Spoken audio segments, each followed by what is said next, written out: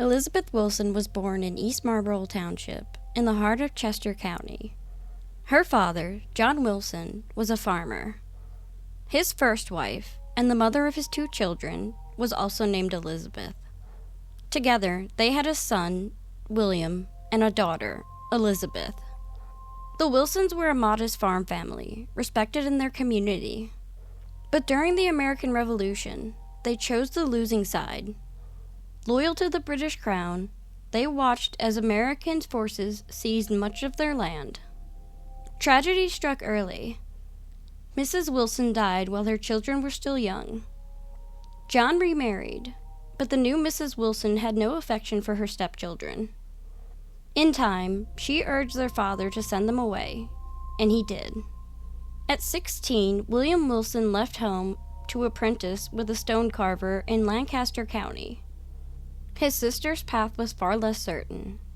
Some say she was sent to work at the Indian Queen Tavern in Philadelphia. Others claimed she was simply a familiar face there, a young woman who enjoyed the bustle and attention. Accounts of her character are sharply divided. In some, she is the image of virtue, a devout country girl who made one tragic mistake. In others, she is worldly, with whispers of an early pregnancy that ended in stillbirth. Elizabeth was strikingly beautiful, and never without admirers. But how she met the man who would ruin her is a story with many versions. In one, she attends a wedding in Hockessin, Delaware, and meets a friend of the groom. In others, he is Smith, a Philadelphian or New Jersey officer. Whatever his true name, the man seduced her with promises of marriage, then vanished, leaving her pregnant. In one telling, she learns he is taken up with a wealthy widow. In another, he was already married. Elizabeth stayed on at the Indian Queen, but as her condition became impossible to hide, the gossip turned vicious. Eventually, she was told to leave. She hitched a ride on a farm wagon, or, in some accounts, walked for a week back to her father's home. In one version, she gave birth along the way, but the more dramatic telling has her arriving still in labor. She was so gaunt, so worn by the journey and the strain of childbirth, that her parents did not recognize her at first. That night, in her father's house, Elizabeth Wilson gave birth to twin sons. Once she had regained her strength, Elizabeth Wilson set out for Philadelphia. She was searching for the father of her newborn twins, and she found him at the Indian Queen Tavern. He greeted her warmly, feigning joy at her return. Once again, he promised marriage. Elizabeth went home, clinging to that hope. Days later, she left again, this time to meet her imagined groom. She took the road near Newtown Square. A neighbor gave her a ride part of the way, leaving her seated on a roadside rock, nursing her babies. Some say it was a Sunday, her parents away at church. Others give the date as Thursday, October 12, 1784, anywhere from 10 days to 10 weeks after the twins' birth. Elizabeth vanished. For nearly a week, no one saw her. When she returned, she was disheveled, incoherent, and her children were gone. Days, or perhaps weeks later, a hunter made a grim discovery. In the woods, hidden from view, lay the bodies of Elizabeth's twin sons. They were quickly identified. Elizabeth was arrested soon after. Some newspapers placed the arrest in late December of 1784, more than 2 months after the murders. Others claimed the events, the killings, the discovery, and the arrest happened in rapid succession. In January of 1785, the Portsmouth Mercury reported that Elizabeth denied killing her children, but admitted leaving them by the roadside, hoping, she said, that any person who had humanity enough might take them up. What happened in those missing days, and whether her story was truth or invention, would soon become the subject of a trial that gripped the young nation. Elizabeth Wilson was formally charged with the murder of her 2 illegitimate male children and locked away in Chester's 4th Street jail. Her trial began in June of 1785 inside the Chester Courthouse, a building already old in her time, erected in 1724, and still stands today as the oldest public building in continuous use in the United States. Presiding was William Augustus Attlee, a justice of the Supreme Court of Pennsylvania.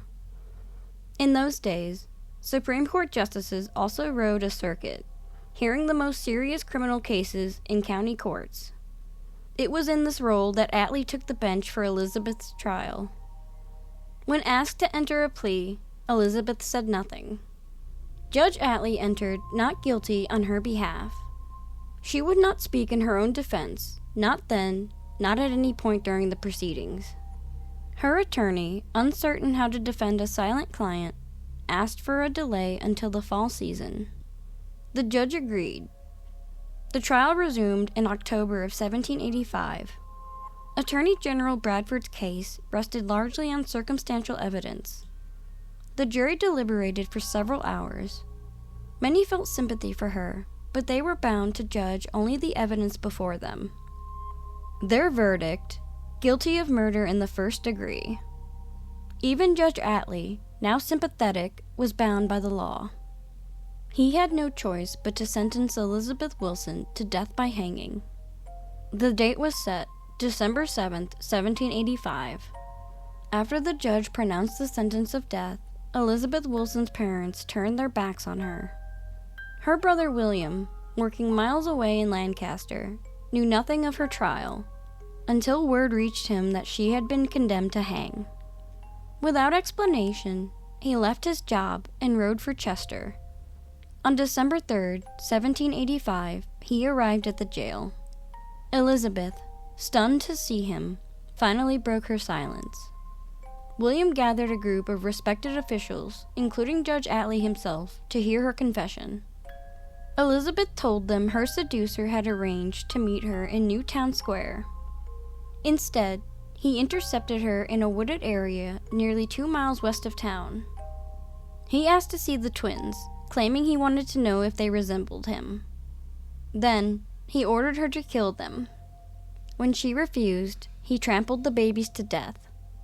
Holding a pistol to her chest, he forced her to swear she would never reveal what he had done. The officials signed the confession. 3 days later, William placed it before the Supreme Executive Council. Its president was Benjamin Franklin, its vice president, Charles Biddell.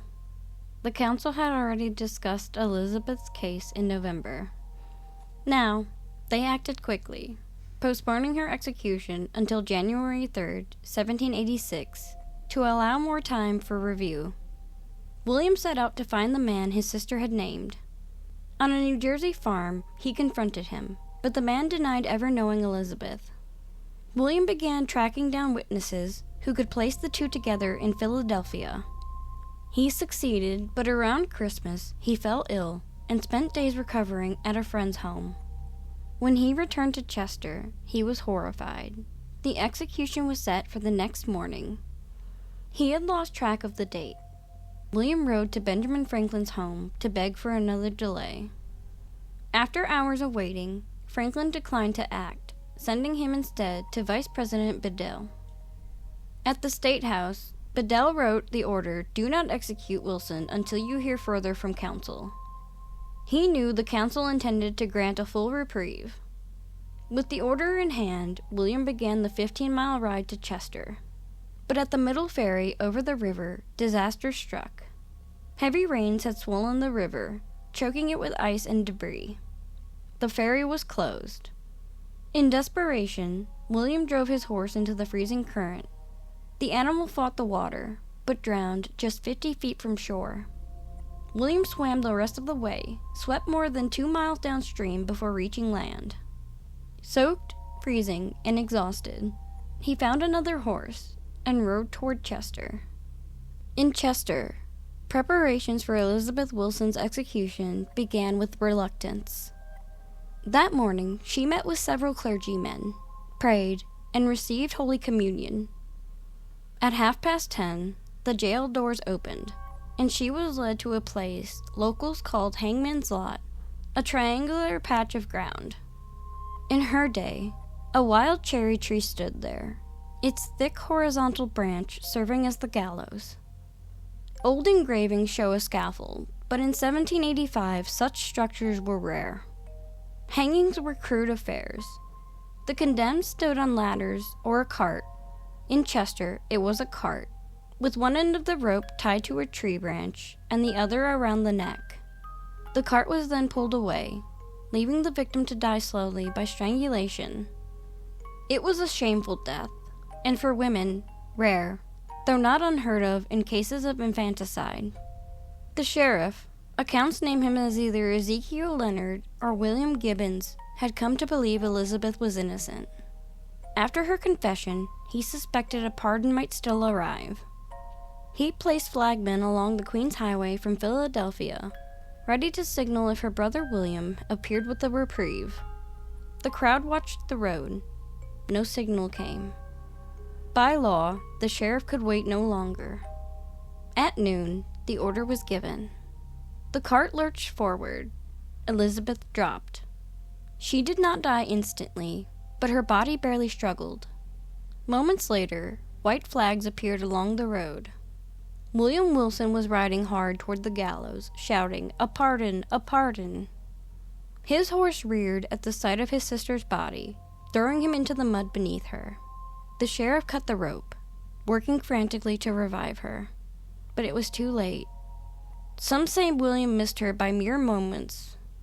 Others claimed 23 minutes had passed, long enough to ensure death in such a slow, brutal hanging.